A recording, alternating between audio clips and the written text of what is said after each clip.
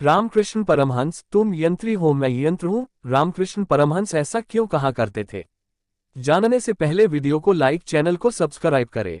रामकृष्ण कहा करते थे, जिस तरह पानी का कोई रूप नहीं है किंतु उसको जमा देने पर वह बर्फ का आकार ले लेता है, उसी तरह ही ईश्वर निराकार भी है और साकार भी। वह अपनी शक्ति द्वारा किसी भी रूप में प्रकट हो सकते हैं। तुम यंत्री हो मैं यंत्र हूँ, ये जीवन का मूल मंत्र स्वामी विवेकानंद के गुरु रामकृष्ण परमहंस ने अपने जीवन में जिया था।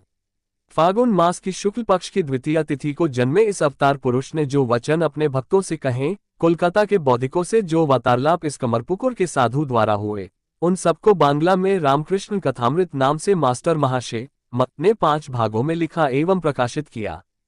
कालांतर में वे दुनिया की अनेकों भारतीय एवं विदेशी भाषाओं जैसे स्पेनिश, फ्रेंच, जर्मन आदि में अनुवादित और प्रकाशित हुआ, जिसकी लाखों प्रतियां बिकी। रामकृष्ण परमहंस के बोल कितने सजीव और प्रभावशाली थे, इसका अंदाजा इस बात से लगाया जा सकता है कि उस समय बहुत चर्चित पत्रिका द वीक ने अपने कवर पेज पर लिखा, रामकृष्ण आउटसेल्स कार्ल मार्क्स, यानी रामकृष्ण कथामृत कार्ल मार्क्स के संग्रह से भी ज्यादा बिका। रामकृष्ण मिशन मठ के प्रमुख संत स्वामी निखिलेश्वरानंद बतलाते हैं कि उस पत्रिका में छपा कि कार्ल मार्क्स के कंप्लीट वर्क्स 3 साल में पूरे पश्चिम बंगाल में 2000 प्रतियां बिकी थी, लेकिन रामकृष्ण वचनामृत का 1982 में 45 दिनों में 45 लाख रुपए की बिक्री हो जाना एक विश्व रिकॉर्ड था, और वह भी एक साम्यवादी कहे जाने वाले प्रदेश बंगाल में। रामकृष्ण वचनामृत ने लाखों लोगों को आत्महत्या करने से बचाया। इस खंड के लेखक स्वयं मास्टर महाशय, जो ईश्वर चंद्र विद्यासागर के स्कूल में अध्यापक थे और खुद को सदा गुप्त ही रखना चाहते थे, इसलिए केवल अपने नाम का ना प्रयोग करते हुए सिर्फ म लिखते थे। वे स्वयं भी जीवन के दुखों से हताश हो, पारिवारिक कलह से परेशान, घर छोड़ आत्महत्या के विचार से निकले थे, जब रामकृष्ण देव को देखने मात्र से उनका जीवन बदल गया। रामकृष्ण वचनामृत ने करोड़ों लोगों को जीवनदान ही नहीं दिया, अपितु जीवन जीने का मूल मंत्र कि सब कुछ प्रभु आप ही करवा रहे हैं, इसलिए जो हो रहा है हमारे हित में हो रहा है, शांतिपूर्ण जीवन व्यतीत करने का मार्ग भी बतलाया। रोजमर्रा जिंदगी की घटनाओं का दृष्टांत देते हुए वे वेदांत के गूढ़ रहस्य को सहजता से ही समझा जाते थे, जिसे बहुत बड़े बड़े विद्वान भी कहने में सक्षम नहीं थे। पुरी के शंकराचार्य ने इस वचनामृत को शताब्दी का सर्वश्रेष्ठ ग्रंथ बतलाया और कहा कि इसमें सभी शास्त्रों का सार है, इसको पढ़कर सभी शास्त्रों को आसानी से समझा जा सकता है।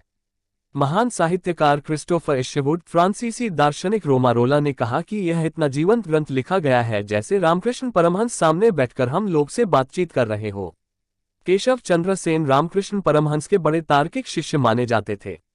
जितने रामकृष्ण सीधे एवं सहज, उतने ही वे तार्किक और जटिल।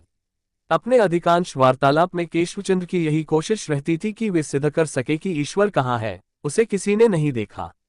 एक दिन उनका तर्क इतना बढ़ गया कि शिष्यों की भीड़ इकट्ठी हो गई। रामकृष्ण उठे और नाचने लगे और उन्हें भाव समाधि होने लगी। ये देख केशव चंद्र सेन परेशान हो गए कि वे प्रतिवाद मिले तो आगे विवाद करें।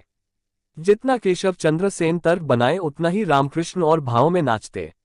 पुरी के शंकराचार्य ने इस वचनामृत को शताब्दी का सर्वश्रेष्ठ ग्रंथ बतलाया और कहा कि इसमें सभी शास्त्रों का सार है, इसको पढ़कर सभी शास्त्रों को आसानी से समझा जा सकता है।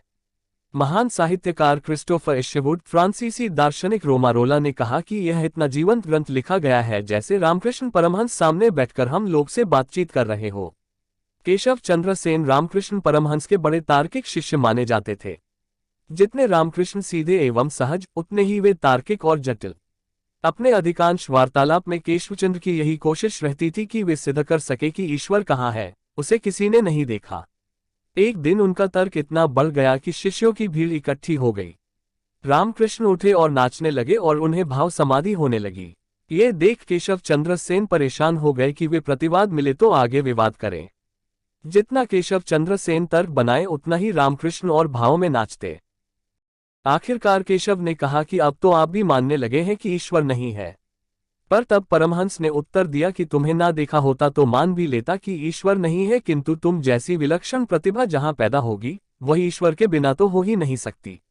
अब तो पक्का विश्वास हो गया कि ईश्वर जरूर साकार रूप में भी है। उन्होंने कहा, ईश्वर निराकार है, वह तो प्रतिभा संपन्न प्रज्ञा के रूप में ही हो सकता है।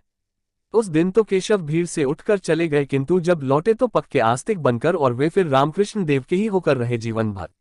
रामकृष्ण कहा करते थे, जिस तरह पानी का कोई रूप नहीं है किंतु उसको जमा देने पर वह बर्फ का आकार ले लेता है, उसी तरह ही ईश्वर निराकार भी है और साकार भी। वह अपनी शक्ति द्वारा किसी भी रूप में प्रकट हो सकते हैं।